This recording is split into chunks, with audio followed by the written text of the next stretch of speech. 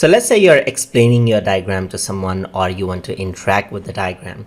Then you can use something called the ink tool right here. So it's under review, and let's say you want to mail this to someone by writing in any comments in, let's say, in a tablet or something. You can actually use the inking tool right here. And here, once you go into the inking tool, you can see that there's ballpoint pen, highlighter, and other things like that. So I can go over here. Let me go to the ballpoint pen, and you can say this chair right here, I want it on the left. Let's say I want it on the left. So you can actually draw over it, as you can see.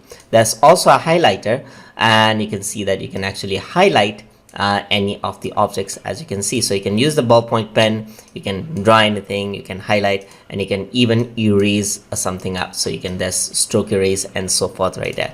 There's also the pointer tool, which is the normal tool right here. So you can use ballpoint pen, you can use a highlighter and so forth. You can also adjust the width of the shapes right here. So you're explaining this to someone, you want to increase the width. You can see that you can even increase the width of the page right here.